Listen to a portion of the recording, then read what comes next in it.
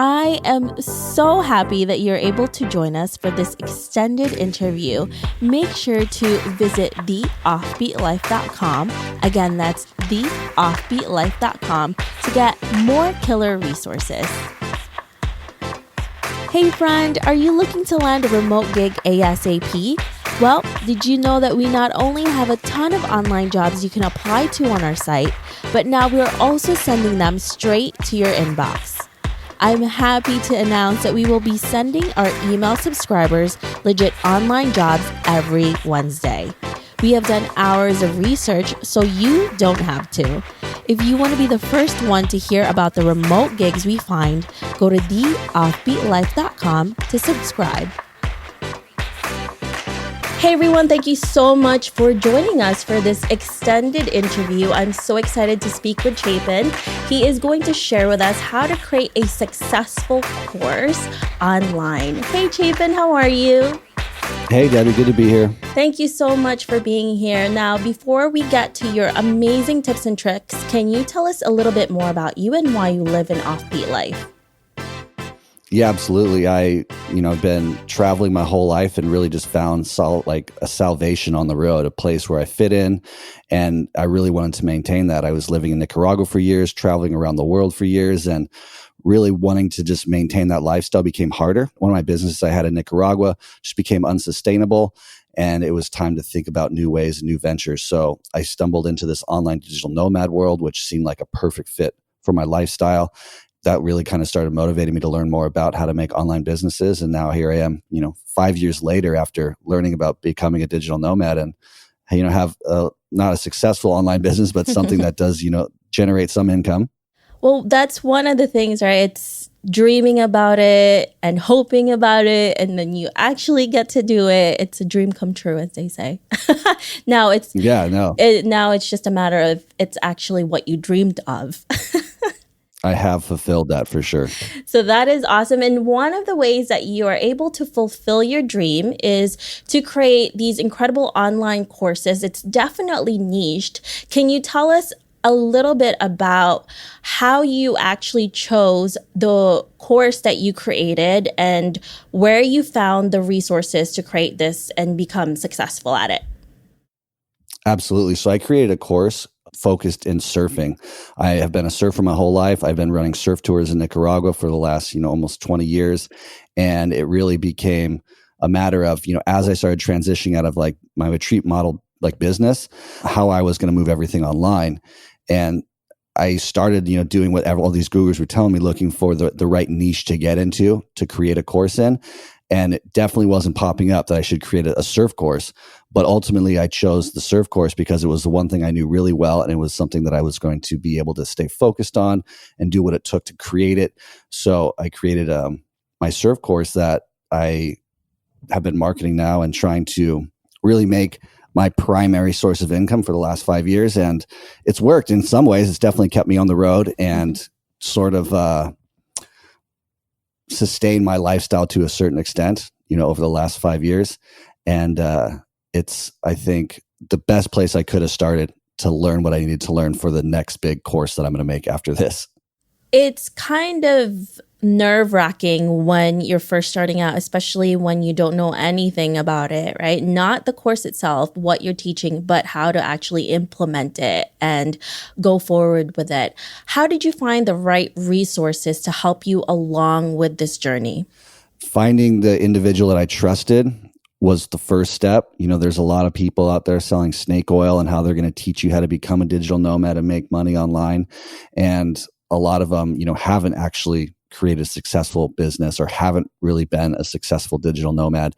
So I think, weeding out those individuals and finding the ones that can really help. And I found Pat Flynn, I think a trusted name within the online space of like online marketing and podcasting. And then through his podcast, I came across David Siteman Garland. And because Pat Flynn seemed to trust him, because Pat Flynn has created all his courses through David's step-by-step model, I said, well, okay, if Pat trusts him, then I'll give him the money he's asking to, learn how to create this online course. I did that. The information was great.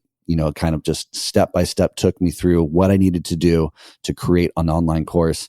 And I've just been implementing and duplicating that model to get to where I'm at right now. Now, what was the best thing that you learned from that course that you can maybe share with us?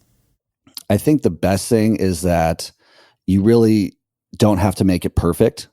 Like, I think a lot of us get into this frame of mind where if you don't understand how to, create a video, like film a video, if you don't understand how to like edit a video, if you don't understand sound, like these are all giant hurdles to get over mentally to like to build your course, when you want to have it to a certain quality, but it doesn't have to be perfect. And that's really what came across in David's course. Like, I paid him like $1,200 to get his course. And I'm going through this. I'm like, did I just pay this guy $1,200? And this looks terrible, but it was more about the information. And then once I started seeing the videos and learning what he was teaching, you kind of set aside, maybe the visual aspect of it or the audio aspect of it to a certain extent. And you become more comfortable with like, okay, I can now implement this and at least make my money back. So I think wanting everything to be perfect and then feeling like you're just somebody who doesn't have the skill set to even get started, like take your time, try it out, experiment, do a few cuts.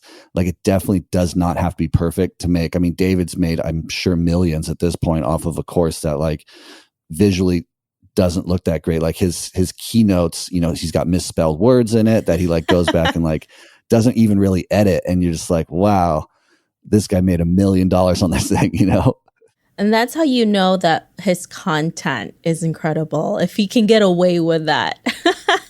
100%. So like content is king, like they say, and you don't have to be perfect if you're not a photographer, a videographer, and you don't have the financial like support to go hire somebody to, film whatever you're trying to film. Like there's ways around it, and you have to be like creative and clever. And it doesn't have to look perfect, or sound perfect to get, the message across, the value across, and then the dollars in your bank account. I think that is so right, especially in the beginning when you don't have a lot of money or income coming in from that type of business. To spend so much on it and you're still experimenting is a huge mistake, unless you're already a successful business owner and you know what to do and you're creating income in some other way that entails that. But yeah, if you're just starting out, that's so true. It doesn't have to be perfect. I think, again, we become paralyzed by making it perfect and we end up not doing anything at the end. Yeah, you have to start. You have to take that first step. And like analysis paralysis, like you talked about earlier, it's something that, plagues a lot of people, some people more than others. You have to put it out there. You have to send it, as they say, send it to your email list, put it on YouTube. You have to get it out there. So one of the things that I'm really interested in when people talk about courses, ebooks, and digital products is how you actually market it. What was the best way that you were able to market this to people, especially since you didn't have an email list, as you said in our previous interview, and you didn't have an audience yet? What was the thing that really made you become successful at it? Facebook ads. Creating, a gift of some kind that you can give somebody in exchange for their email list. And with Facebook ads, you can get so narrow in your focus of target market and just so samurai and like just you can nail it so easily if you have a limited understanding, just a little understanding of who you're trying to get this in front of. I mean, it's just such a powerful platform. And if you're right, and you did get your market right, like exactly who they are, it's not that expensive. I mean, I pay on average about 40 cents per conversion for an email. So I'm marketing to the interweb through my Facebook ad and getting people's emails and into my funnel at like about 40 cents. But, through my YouTube analytics, I've really started to understand who my audience is. And now I can market to them very clearly and with things that they want. Where did you learn the techniques that you're implementing now?